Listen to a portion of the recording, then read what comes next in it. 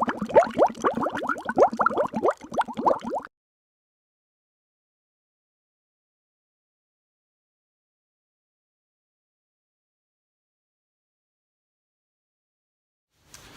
guys, welcome to video 3 in the series on about taking the best shots you can of your reef tank and corals and fish. Today's videos on request is just a quick one on full tank shots. It'll be sort of a bit of a checklist thing and a couple of camera settings at the end which will help you get the best shots of your tank as a whole rather than just as a single fish or a coral or a couple of fishes or corals. Alright, so checklist wise, first thing we need to look for is clean glass. I know it sounds really obvious and no one's going to try and take a full tank shot when their glass is basically green, but one tip that I can give with that is to clean your glass a good half hour before you want to take pictures of your tank. Otherwise, if you're cleaning your glass literally seconds before you're taking pictures, you're going to have bits of algae like floating around the tank and it will ruin your tank shots a bit. That goes for the same when you're taking shots of single fish or corals as well. You don't want a big chunk of algae flowing right past your shot right when you're about to take it. So give the glass a clean and give it a good 30-40 minutes if you can before taking your shots. Alright, the next step on our, or the next item on our checklist is to move things that are in the way, move them out of the way. Again, I know it's really obvious, but try not to work around things, move things out of the way. So for instance, I took a couple of shots that you'll see at the end of this video. I had a clothes horse here without clothes, actually 2 clothes horses without clothes on it. It was a nice day, they could have been aired, but anyway, they're on a clothes horse. They're easy to wheel out of the way. We had some things on the dining table that were just getting in the way of the shot. These chairs, you can see they're a pretty high back chair. I have to move the chairs on this side of the dining table out of the way, otherwise you can see there how much of the tank you lose. It's just silly, just move it out of the way. I'm sure you all know that, but I'll mention it anyway. Alright, the next one is to close curtains and turn lights off in the room. You just want to eliminate reflections. So at the moment I've got the curtains open and you'll be able to see down here I've got this reflection coming from outside of the window. That'll reflect on the glass. The lights in the room will also reflect on the glass, and it just takes away the dramatic effect of your tank. You basically want to make the room as dark as you can with just the lights and the tank on. One other thing I should point out is, and it's something I didn't do in my pictures, is to move anything that you don't want in the shot out of the way that's in the tank. Obviously we're going to move the chairs and things out of the way, but I always forget to move my seaweed, my like veggie clip here, and you want to make sure your mag cleaner's out of the way. Make sure there's no like aquarium tools like tongs or whatever in the way. Get all that out of the way. Alright, next thing, this one's a little bit harder for some people, but if you're lucky to have more than one light source on your tank, turn them all on. The brighter you can make your tank, the easier it's going to be to take pictures. So on my situation, I've got LEDs and halides. I used to have T5s on there as well. When I'm taking full tank shots, I turn them all on. Make the tank as bright as you can. It's going to make it easier. Even if the color doesn't look as pleasing to the eye, we can work with that with the camera. If you do have LED only, try and make the lights a little bit warmer color when you go for that really blue look, which makes all the colors pop to the eye. It's really hard to photograph that. It doesn't work as well as you'd think. So try and go for a white or a yellowy color in your, obviously you can have a bit of blue in there, but just don't make it blue saturated.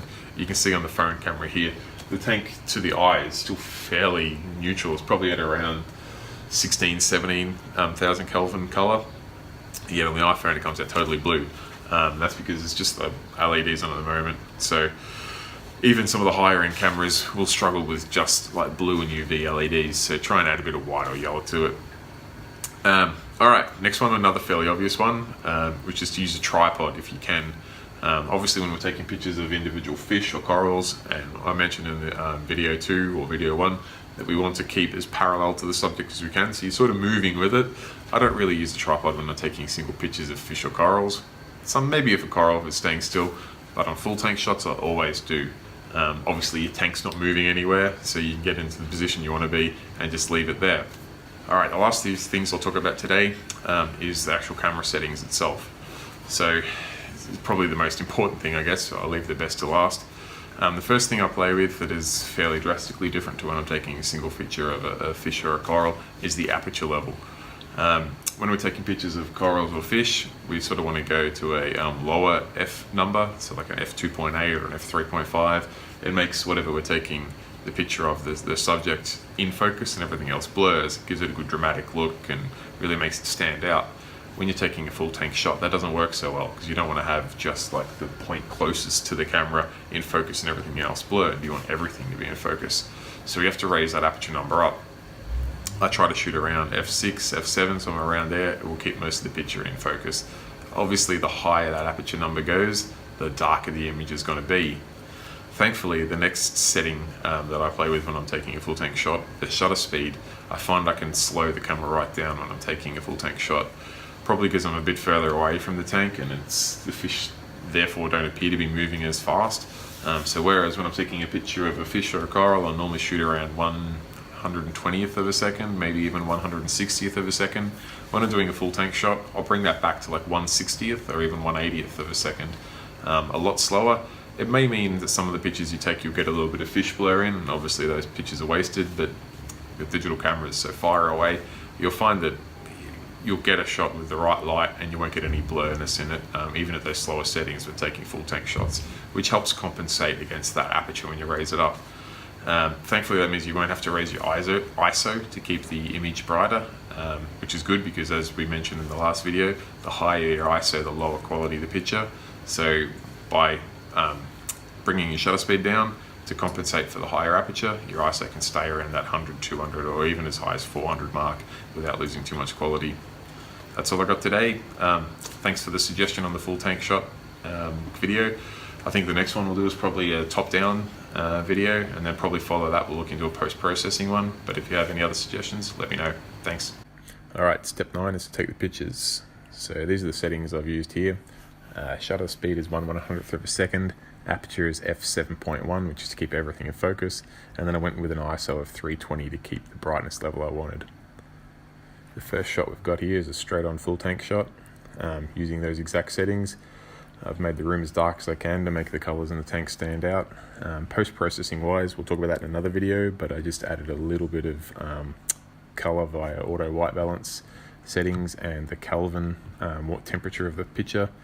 This side-on shot gives a little bit more depth. I always try to take a corner shot when doing full tank shots because I feel like you're losing out a lot of the pictures from straight on, so the angle one gives a bit more depth.